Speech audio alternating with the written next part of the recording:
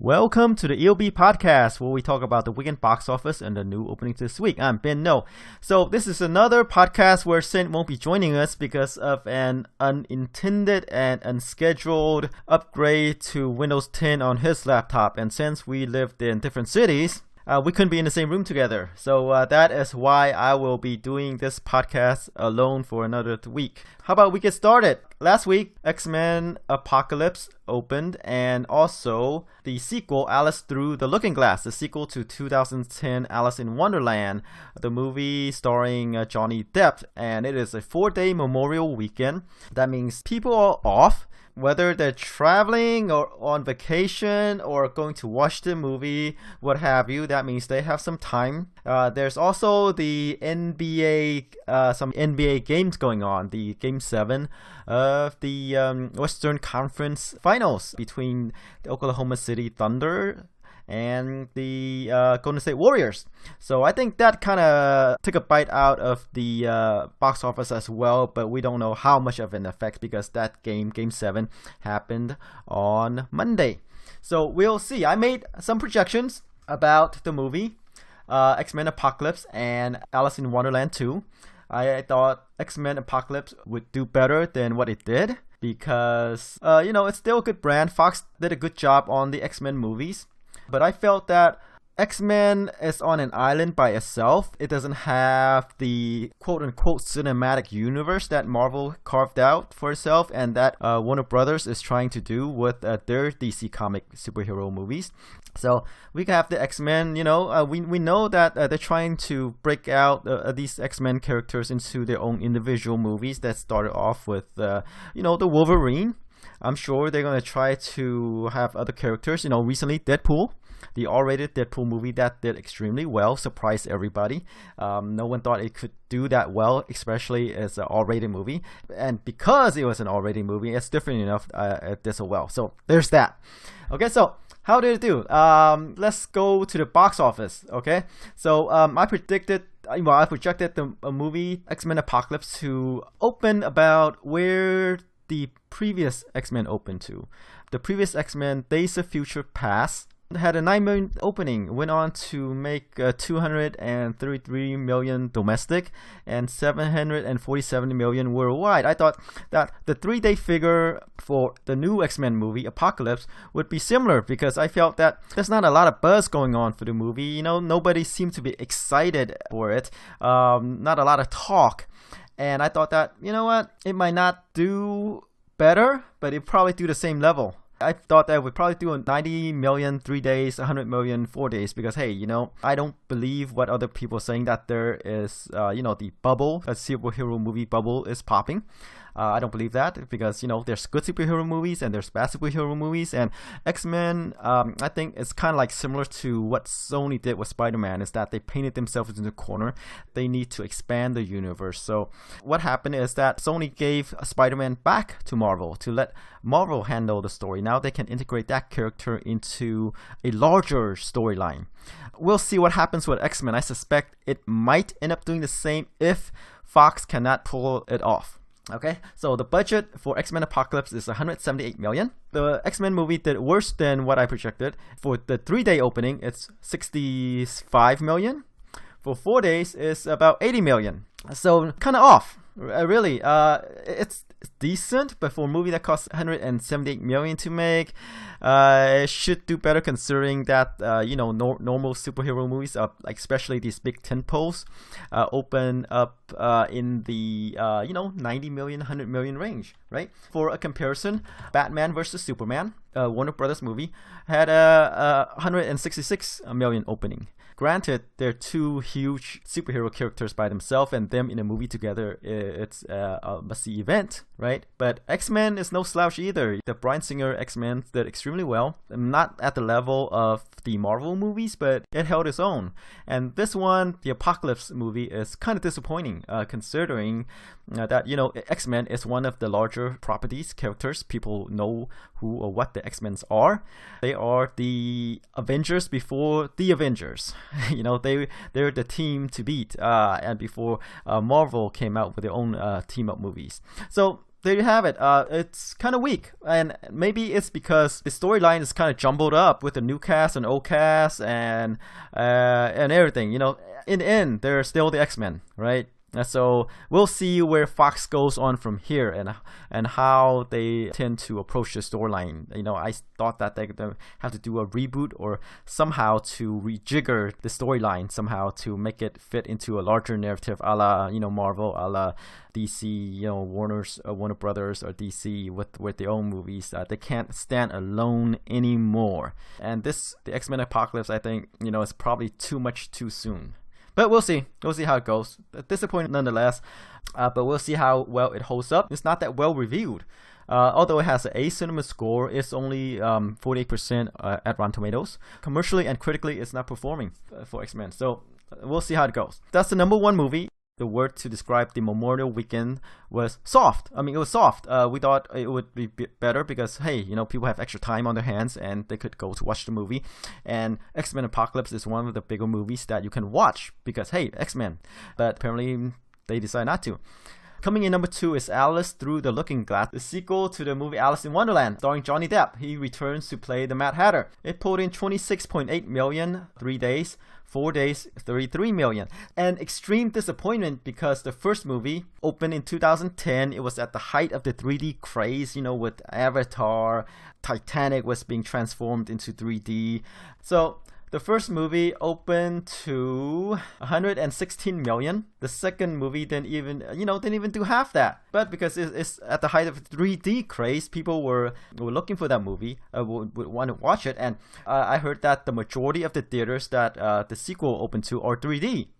So that means people are not, the 3D craze is over and it has to stand on its own. And, the recent thing with Johnny Depp about his domestic violence, I guess, against his wife, Amber Heard, might have an effect, but I don't think it has that big of an effect, right? But I think it's just that people are not interested in the sequel, or not that interested in the sequel, I have to say, because this movie doesn't need a sequel, doesn't need a return to Alice in Wonderland, and because the first movie, what carried it was the 3D. Okay, now people are not watching not looking toward the 3D anymore. So that's why we're seeing this sequel. Basically, what I'm saying is that Alice Through the Looking Glass is the sequel for the sake of the sequel because the first one made so much money and so much time has passed. They made a sequel, but it didn't perform well. And I think one of the reasons is that Johnny Depp, outside of his Pirates of the Caribbean movie, is not that big of a draw anymore. His celebrity might take a hit, but I don't think that big of a hit. But I think it's just these movies of him trying to be different, of him playing the same outlandish character. It's not drawing people in anymore. So that's why we see Alice Through the Looking Glass underperforming. Mainly because it's not a sequel people are looking for. So that's why it only pulled in $26 million over 3 days and $33 million over 4. Dropping to number 3 is the Angry Birds movie. It was the number 1 movie in the previous weekend. It pulled in about $24.5 million over 4 days. Experienced a 6% drop off, and so far domestic gross is around $72 million. It passed its budget as of this podcast. So worldwide right now for Angry Birds is $229 million. So it's doing well overseas. For a movie that cost $73 million, it's doing okay. It made its budget. Domestic, probably gonna make more than its budget. Domestic, a little bit more, but it's doing well overseas. So we might see another sequel for about at the same price. Number 4 is Captain America: Civil War. The movie pulled in about $20 million over 4 days, experienced a 40% drop off from the previous week. Right now, domestic take is $377 million. Worldwide right now, it crossed $1 billion. So yay! Another billion grosser for Disney / Marvel. Okay, number 5 is Neighbors 2 Sorority Rising. It experienced a 47% drop from the previous weekend, pulled in about $11.4 million over 4 days. So far, it has a domestic take of $40 million. So it did okay. I mean, it opened to number 3 last weekend. Dropped on to number 5.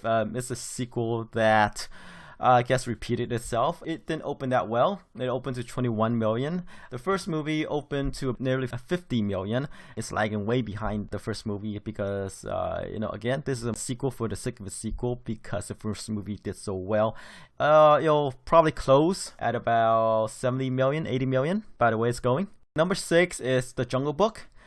Pulled in about 9.5 million over 4 days, experienced a 13.1% drop off from the previous weekend, which is amazing hold. Its domestic take right now is 341 million, and worldwide is at 882 million. So, this is another movie that is on the $1 billion watch. We'll see if it gets there or not. It looks like it's kind of slowing down, so we'll see. We'll keep an eye on for it.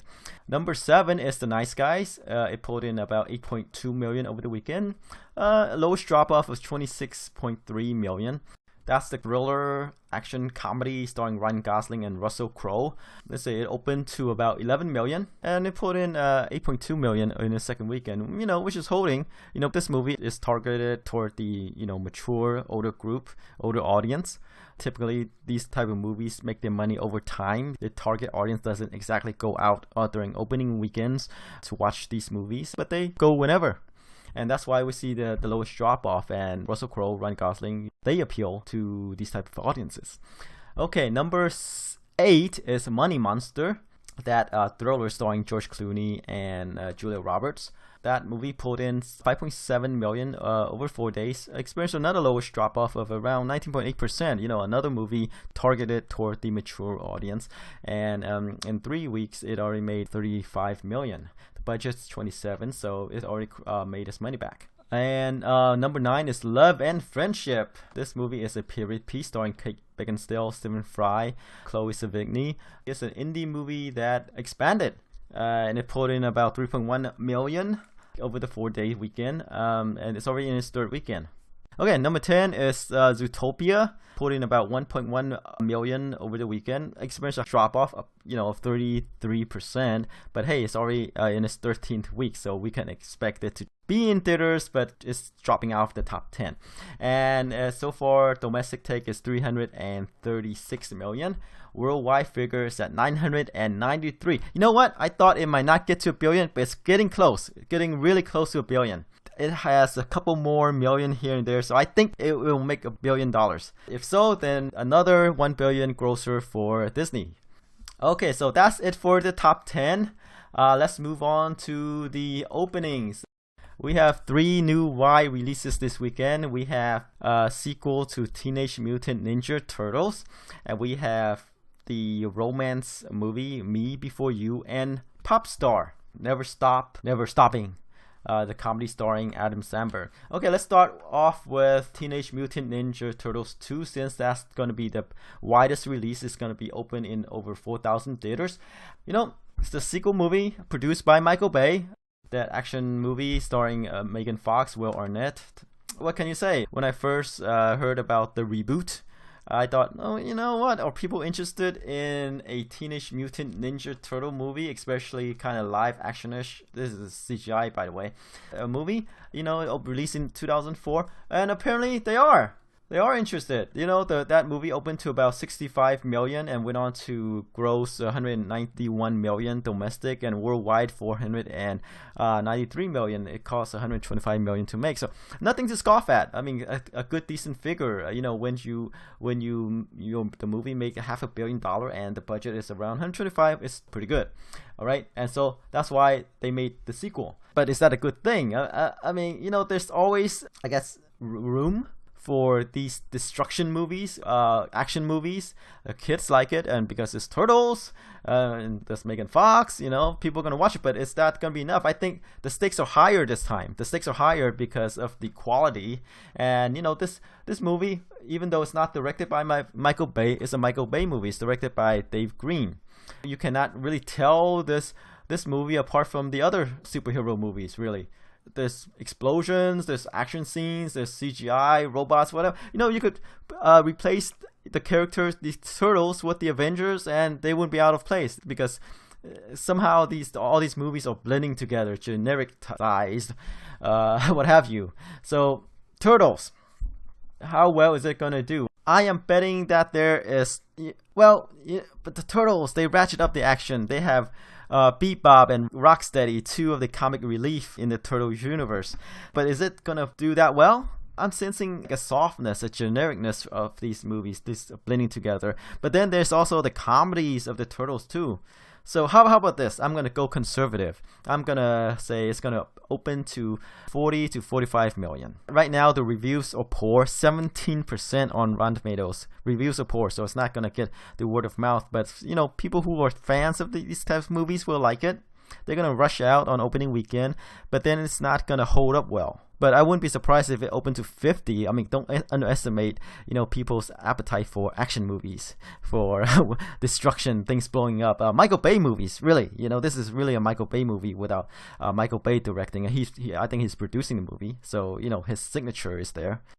Okay, how about we move on to Popstar, Never Stop, Never Stopping. It's a spoof movie. Adam Sandler plays a musician person who's kind of like out of touch. But it is one of these spoof movies about clueless musician. His entourage and what have you, making fun of an out-of-touch musician. Is it funny? I don't know. I don't think it's funny, but it's not target. These movies are targeted toward the young groups who like these type of comedies, and it's not an intelligent type of comedies. Adam Sandberg frequently collaborate with Adam Sandler. 10 to 15 million, 20 at most, I think. That's what's going to open to. But hey, surprisingly, it's well reviewed at 87%, but I expect that percentage to drop. But it is well reviewed currently. Maybe it is funny. Will that be enough to bring in the crowd? I expect this coming weekend to be soft. Okay, and then this Me Before You stars Emilia Clarke, who has a biggish role on Game of Thrones, and Sam Claflin. Really, Me Before You is a Rachel McAdams movie without Rachel McAdams. She would be in the Emilia Clarke role. If you look at the poster, it bears a striking similarity to McAdams' About Time, with the red dress and all, and without the rain. I don't know. I don't think it's going to do that well.